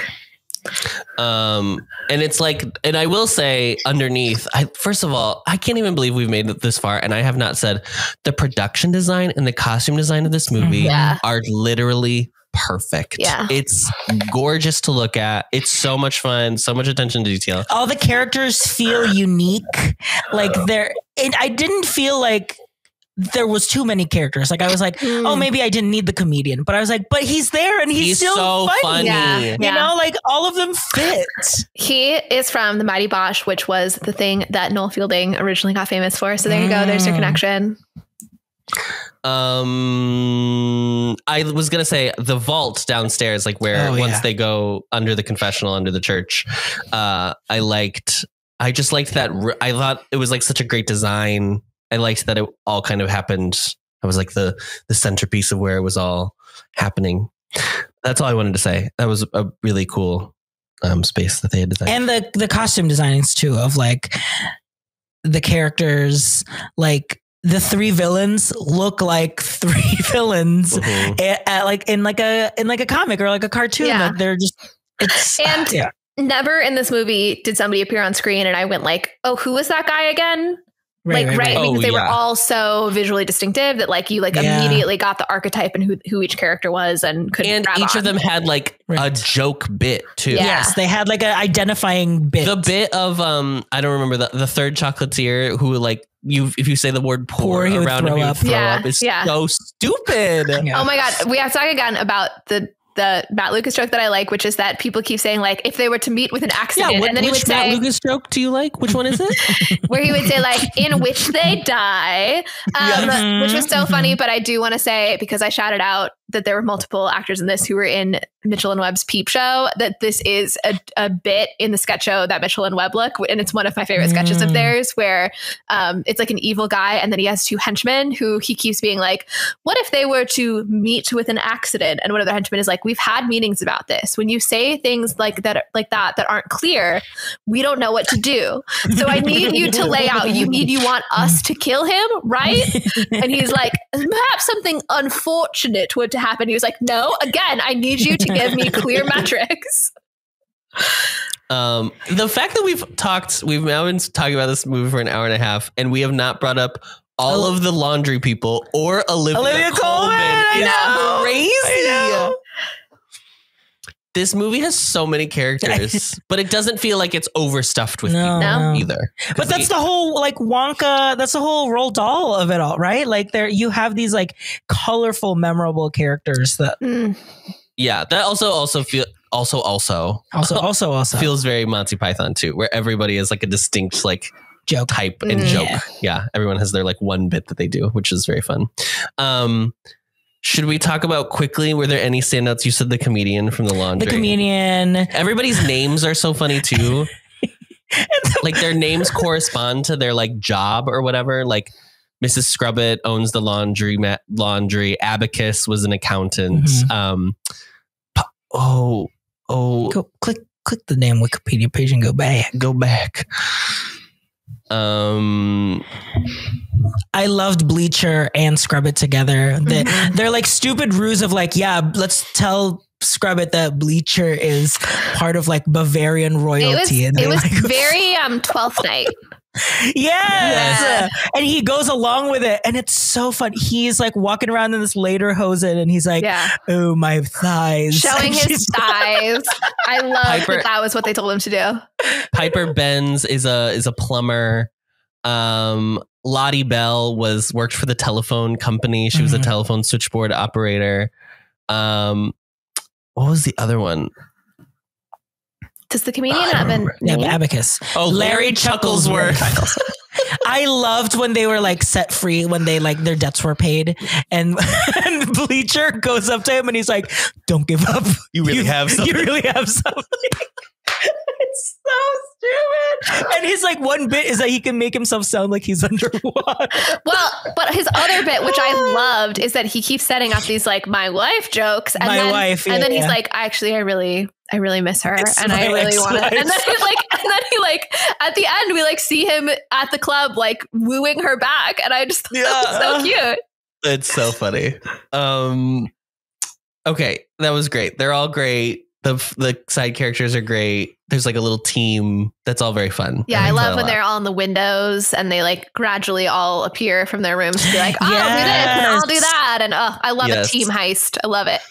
Yes. Yeah, it was kind of fun that it turned into a heist movie like halfway through. I mean, heist is, I'm overstating it, but like that the idea of like we're forming a team with the perfect set of skills to pull this thing off. I love that. It's my favorite. Well, because it's like two heists really, because there's the first is just like he has to learn how to sell the chocolate and get away. So that's its kind of own little caper. Yeah. But then obviously the end of like getting the accounting book. Yeah. And everything is so like easy, but it's like a kid's movie. So it's kind of like enjoyable in that way. Like there's I never feel fear that anybody's gonna die or anything. Right.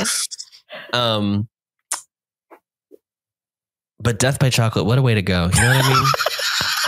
As an avid chocolate lover. All right, Olivia Colman and these teeth. Best performance by a set of chompers. A real British character, if you know what I mean, with these teeth. Yeah. Look, Olivia Colman is having so much fun. I don't think that we have been blessed for a very long time with an actress who is like such a grande dame in some of her roles and so willing to be silly in her other roles. Like roots in comedy, right? Like that's where she like came out of it, but like can show that she has all this prestige. I love that. I mean, we just talked about like Emma Thompson and Matilda. Like there's something really satisfying about like seeing these actresses with like, it feels like they have such like we have such a reverence for them. I mean, even with like Imelda with Umbridge. Yeah, with the Umbridge role. Like it's just something so like you just get to see how good they are. Honestly, like it's just a chance for them to like chew the fucking scenery. And it's like so enjoyable to watch because they're so good at it. Like I don't want villains played by actors who are like too worried that they're going to look stupid. Like I want you to be over the top. You are a villain in a children's film. I don't care. I was going to say it's almost like actresses have now carved out a path that like I feel like even actors can't do. This is a thing that women are starting to let themselves do that. Like I can't think of any male actors who are like middle-aged prestige actors. Well, Hugh Grant. Hugh Grant is like a rom-com guy. He was always kind of the bumbling, he was never charmingly inept kind of guy. So like he's not like, you know, Leonardo DiCaprio or something. Yeah.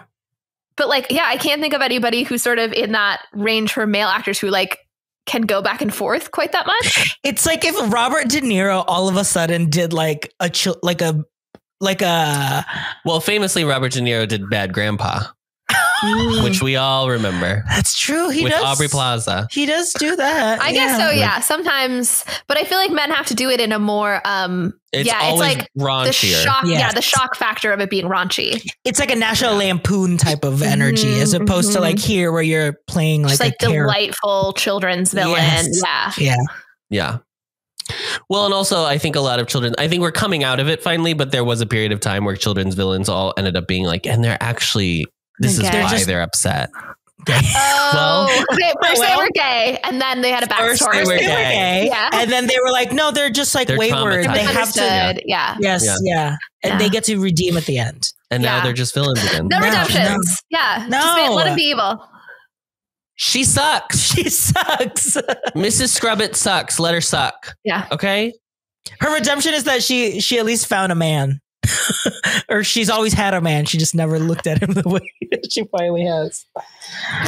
I mean, the whole bit of like, again, the visual visual gags, when he goes to sign the contract and then he pulls it out and it goes all the way across the room is so stupid. But then for the actual joke to me that he couldn't read in the first place. So he was like, looks good to me. Looks good to me.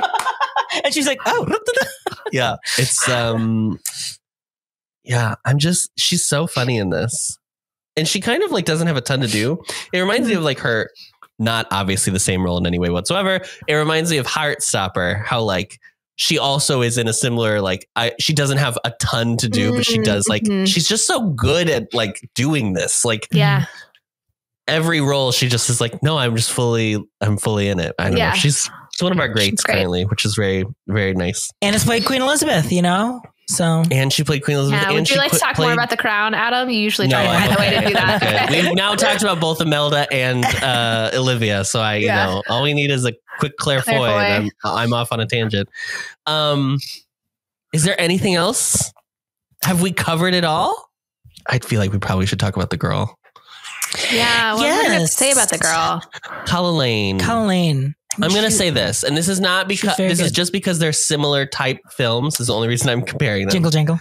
I liked her better than the Jingle Jangle character. This character I liked more than the Jingle Jangle character. There were a lot of similarities that I kept getting. Yes. We are in this era of like, kids are smart. Yeah. And it's also fine if sometimes kids aren't smart. I think we need a holistic... Some kids are smart, some kids are dumb. This is why Monster House is such a great film, because one of the kids in that movie is a real dumb. You got to have a dumb. Well, it's just true of people. So, it's just true of people. Yeah. True. But I actually really liked her performance. I thought she was really sweet and charming. And I think it was, I thought it was good. I think there's not much to say because she's kind of the straight man of the cast. She's kind of the realistic character that just exists because then we root for her, and she sort of like doesn't believe a lot is possible at the beginning. She's kind of the opposite of the Jingle Jangle girl for that reason. Yes. She doesn't believe much is possible, and then she needs Wonka to kind of teach her to dream and to believe in things. And because she's able to believe in things, and they end up finding her mom. It's a very Miss Honey situation too, of like her mom works in the library, and she just looks like this like warm, inviting, you know, figure or whatever. And so, yeah, it got me when she finally saw her they mom. Reunited. Yeah. I know. Yeah. Especially because I don't know. I didn't really see that her mom was going to be still alive. Like I was not expecting that, I guess. Me too. I actually got worried that it was going to be that Slugworth had the baby with Scrubbit, and that actually Scrubbit was her mom the whole time. Which would have been pretty dark if she was treating her that way and it was her super dark actual mom. Because of the that's way also that Dalian. Yeah, it was just the way that Scrubbit reacted when Slugworth came to her door that made me be like, oh, does she like, she's excited to see him because she knows him, but it's just because of her like she just loves anyone in like a high ranking position kind of thing. Yeah. I liked all the convoluted plot that's still tied up together. That was fun. We got to see where everybody ended up. Yes. In Oompa Loompa fashion. He sings about how everyone wrapped up their story. And should we talk about that there is a finale in this musical? So this is where I think, again, they were smart and they just were like, look, we got the banger already and we'll save it for the end. I think actually maybe one mistake they made in marketing it, at least for me, obviously, like it was a success. They didn't really make mistakes in marketing it, but like I probably would have been more interested if it hadn't been that the trailer had Pure Imagination in it. That again made me think like this is just going to be just point to the other one. Yeah. Totally. I agree. But it's been like weird. Like movies have not been marketing their movies well recently. I feel like this keeps happening. At least we knew that this was going to be a musical. Yeah. Yes. And this just does it enough of like, it's the song, but now it's being in the context of like, he's making the room that he's saying this, like. Yeah. And if there's anything we really want to thank this movie for, it is the fact that because of this film, oh God, there was the Wonka experience in Scotland that happened earlier this year that really brought us, me personally, a few days worth of true worth of mirth. Okay, yes, Willy's Chocolate Adventure or something. Whatever the hell it was whatever nonsense. ChatGPT made for that little company. And if you don't know it, it's honestly too late to inform you. You missed the boat. You missed the riverboat, the house riverboat, but. It was a festival of immersive theater experiences. Yes. And that wouldn't have happened if this movie hadn't happened. So we do have to thank the hype of this movie led to more inspiration, pure imagination. Through ChatGPT. Yeah. Great. Is that it? That's twonk. We've twonked it. We twonked. Twonked by I don't know if anyone knows, but this is the Twinkie Willy Wonka. Twinkie, not the I'm hostess. so glad it took us this long to define why we keep calling it Twonka. Twonka, because this is the twink adaptation. Adam and RJ, would you like to explain what a twink is for Rita? Adam, go ahead. Adam, go ahead. Go ahead, Adam. Go ahead. A twink is a type in the gay community. Yep. And it's a young, typically very skinny Timmy Chalamet type you age out kind of at like 27. That's like the oldest kind of twink you can be. Okay. Yeah, that's cap. And then there is like, what do you age into? You can become a daddy. Okay. At 28? Is that a little young for a daddy? Okay. Well, people have children at 18, Molly. I hate to tell you. People literally become fathers at 18. So I don't know what to tell you. You could do that if you started to embrace a mustache. Mm-hmm. You could start bulking and become full bear, but usually you don't. That's a different full body. Twink to bear feels like a big leap. That's a big leap. Yeah, I think twink to otter usually is the common. Because it's because twink also implies like you maintain like a hairless. Yes, hairless is a big part of. And otter is like okay, I let it. It's a little bit of hair, right? Yeah. Okay, not full, but like Mm-hmm. And what are both of you? Like nothing. I'm literally nothing. You're over 30, so you just don't exist anymore in the gay community. Yeah. RJ's got a race thing going on, so he's Gaysian, which is he's got its that. own thing. I'm nothing. Adam is because I'm not a twink anymore. I definitely was at one point in my life for sure, but once I started eating Taco Bell every day after working at Disney World. Yeah, it goes out the window real quick. Twink goes right. I had to explain to Andrew why we called it Twonka, and that was a bit of a difficult one. I was like, he's a twink, but he's not gay. But he was in Call Me by Your Name, and like I was trying to give. He's considered twink in the zeitgeist, he is twink, right? But like he's not twink, but he's twink, So like that was basically the conversation. Well, remember the age of twink? New York Times wrote the age of twink, and it was like because Call Me by Your Name and like there were a few skinny celebrities that had like that, and so like we've culturally accepted him as twink. Yeah, but it's twink good that I specifically has left the gay. But twink has space. But twink has left the gay space, and now it's like totally. It's kind of like an energy of mainstream, like just like lanky young man. Yeah, energy. I think it's good that now there's a straight man that's in proxy of this podcast to remind us that sometimes we do have to explain things to people. Yeah, that's beautiful. And that's diversity. Yes, that's DEI. Yeah. Molly's coming in here with her woke. The woke perspective of a straight white man. There is no life I know to compare with pure imagination. Living there, you'll be free if you truly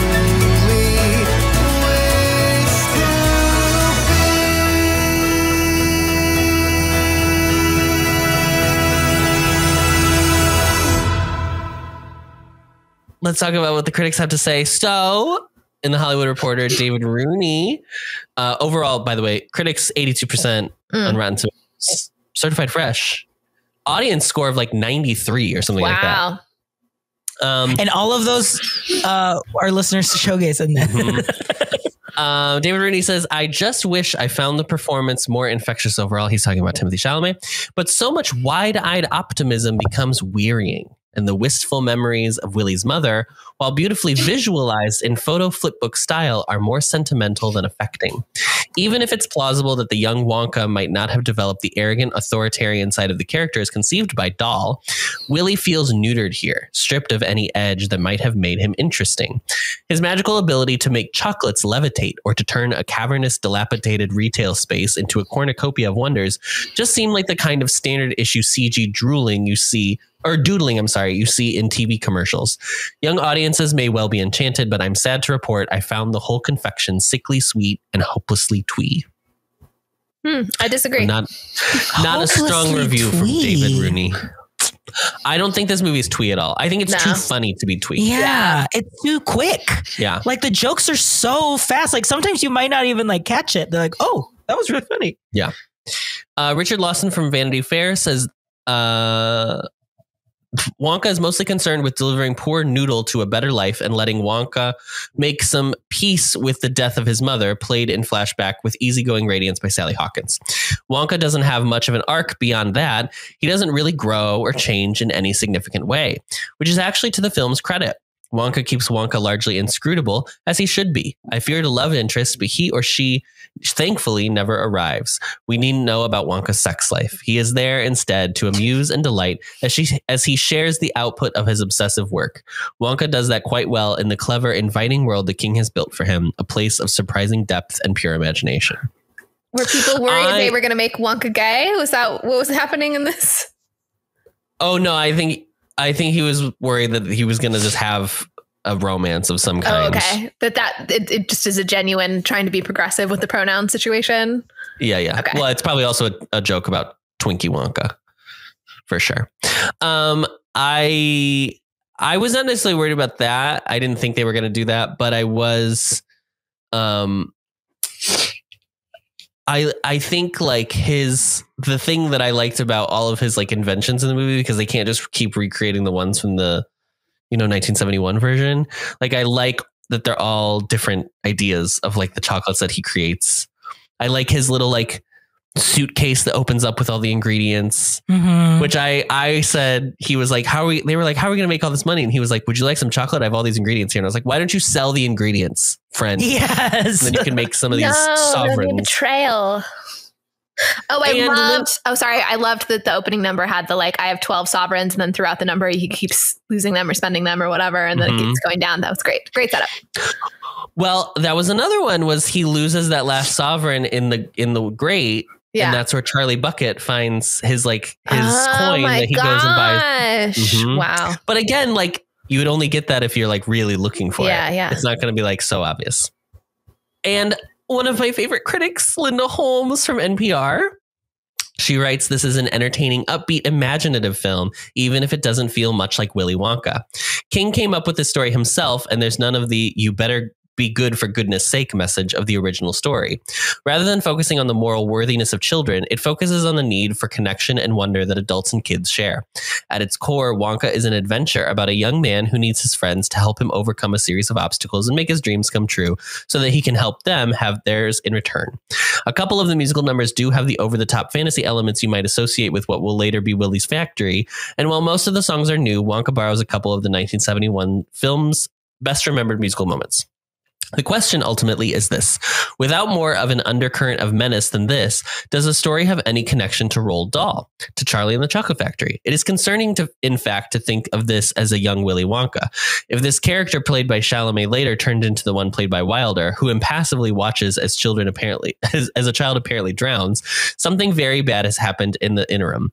But what seems to go unsaid in some hand-wringing about reimaginings of beloved characters is that ominous Gene Wilder performance still exists for anyone who prefers it. Nothing is taken away by a different but not cynical approach. This is King's story, borrowing the idea of an eccentric candy mogul for a new purpose.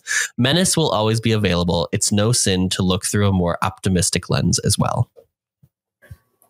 I mean, I agree overall, but I will say it's easy for me to feel that way because I don't hold the character that strongly. And I do sometimes there'll be like a sequel or remake or whatever, and people will be upset because it's not good. And then people will be like, but like, you can still watch the original. It didn't take anything away, blah, blah, blah.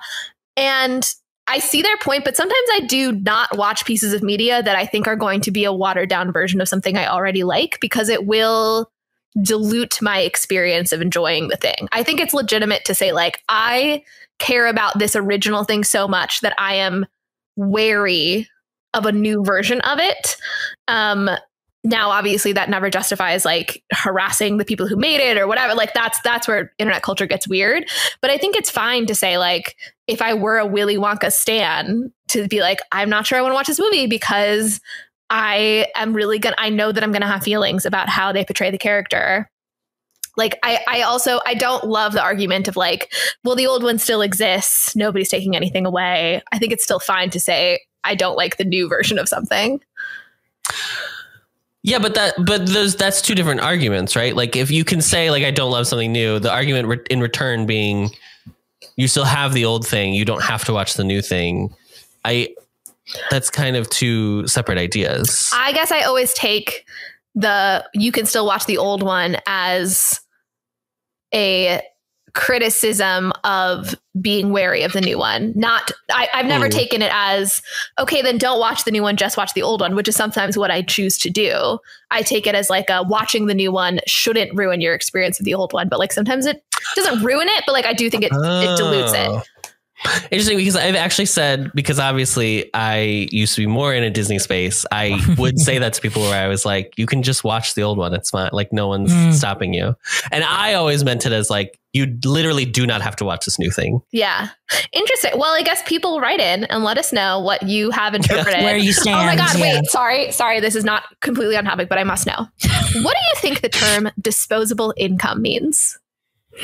Money you like, extra money that you have aside from like your main things that you need to pay for, so that you can use it for like not extravagance. Disposable income is the income that is in excess of your needs and your savings and your debts. So this is always what I believed that term was as well, but it actually just means your take home pay.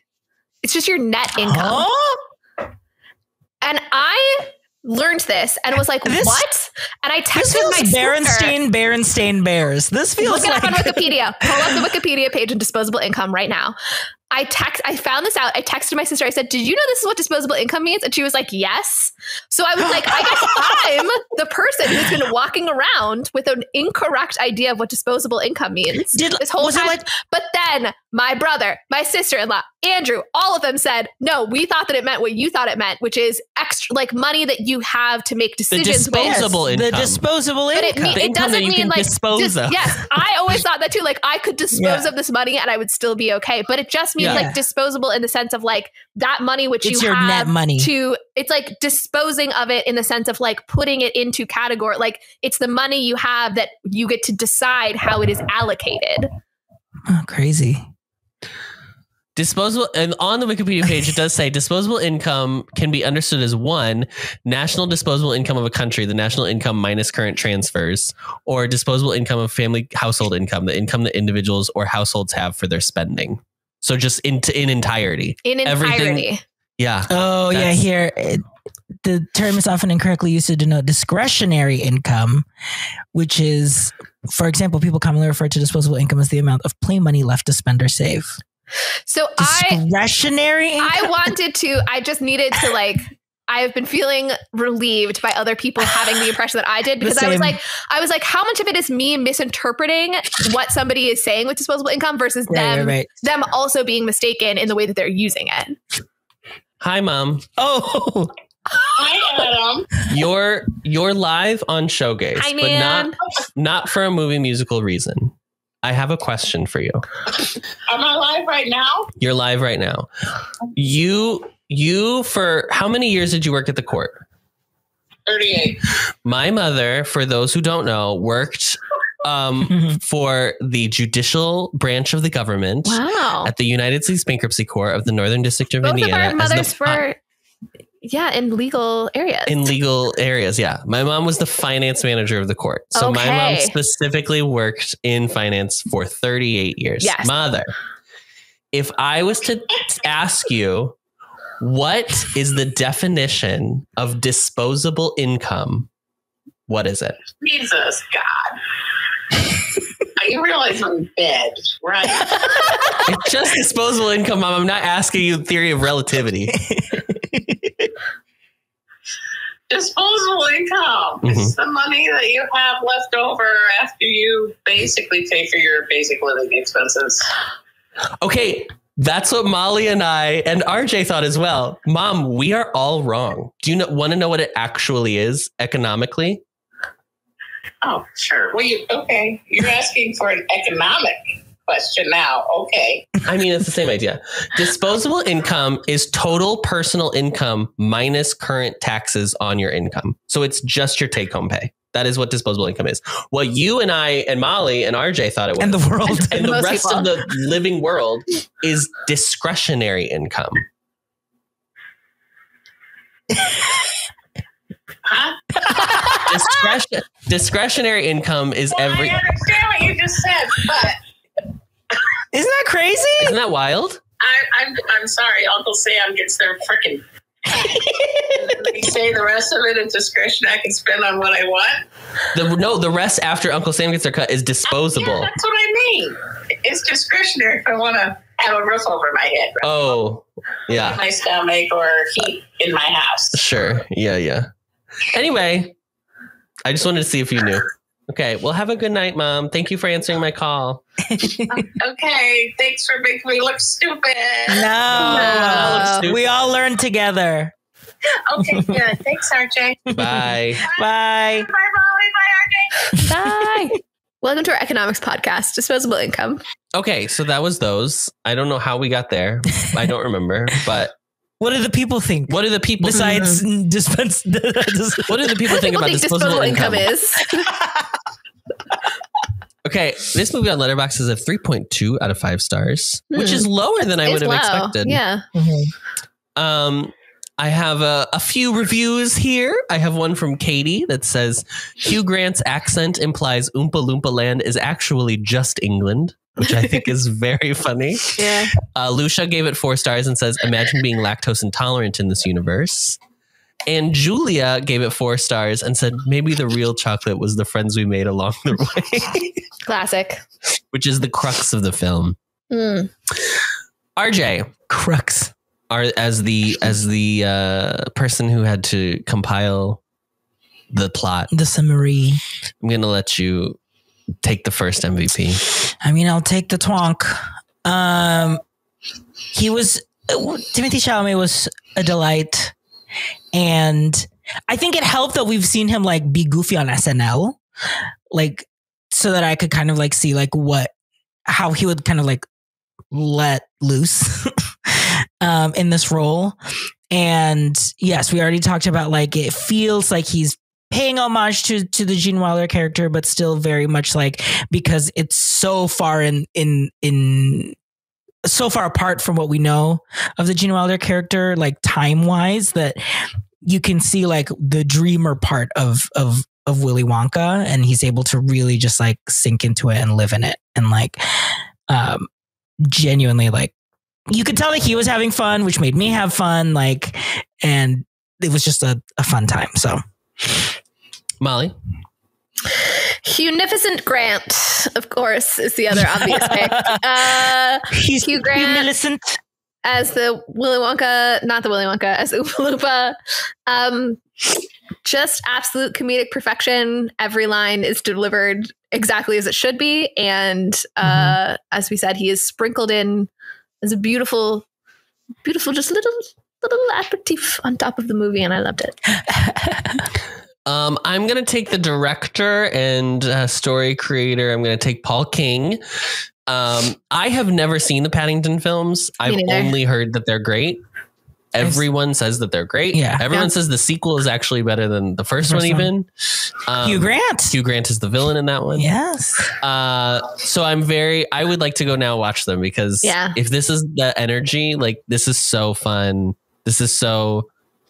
It doesn't feel like a movie that's talking down to children. It really is like meeting them at a really fun level, but it's also like intelligent and witty. And I think this is like kind of what kids movie musicals should be. It should not be slop. Yeah. So I appreciate when people actually try. Molly, do you have a closer? No, but I can come up with one right now. Willy Wonka sequel starring Timothée Chalamet, yay or nay? Twonka 2. Twonka's back. Ado. Twonka fully ado. Twonka fully ado. I guess either simply a follow-up to this, more of a bridge between this and The Wilder, or put him in some old man makeup. We're post Wilder. We're glass elevatoring. We're glass elevator. Wow. I would be interested in that because that could be fun. I actually don't know enough about the tone of glass elevator is the problem. Yeah. I read it once and I remember it not being as fun as the original. Yeah. There's less set pieces, I think, which is the hard part. Just the glass elevator is the main set piece. Well, you like go to different locations, but they're not fantastical in the same way. It's just like, I think I would be interested in a sequel to this actually. Oh, so fill more of the gap. Yeah. Yeah. I don't know what you would do necessarily. Just the construction project, just like kind of the slog, figuring out the contractors, and maybe like a documentary style movie where it's like a mockumentary. Yes. Like that one Get Chris Guest on here to just be like, how was the chocolate factory like? The one episode of West Wing where it becomes a documentary it's just like a day in the life of the West Wing. It's this makes me think of there's an Australian TikToker who just does these like health and safety inspections, but of like fantastical. So I think he has like a Willy Wonka one, which is a guy being like, you're going to have to, you're going to have to put, like fencing all around this. This is a nightmare. People are just falling into the chocolate river. Like, it's like very funny. Yeah. I need the chocolate factory getting its like permitting to be able to open, like the inspection. That could be fun. For me. I mean, Slugworth obviously, is also in the Gene Wilder, the Slugworth corporation. Maybe there's more to do with the rivalry between them. Maybe we have a bit of a caper about corporate espionage. Yeah. Maybe a sequel that really makes the Catholic Church look good. Because really that's what I really we need redemption. Yeah. We need divine redemption. Divine redemption. Maybe he finds God. That's a Les Mis kind of a situation. Who am I? Love a bar of chocolate is to see the face of God. Stupid. You know what? I would watch a Willy Wonka Les Mis parody. I would watch that for sure. I would watch it like a live performance in a black box theater at 11 p.m. I would watch it with an open bar, at a fringe festival. Yes, exactly. Yeah, and like a Rocky Horror show, so we can talk back or sing back. Yeah. Well, we've done it. We've done it. We finished another season. Wow! Look at us.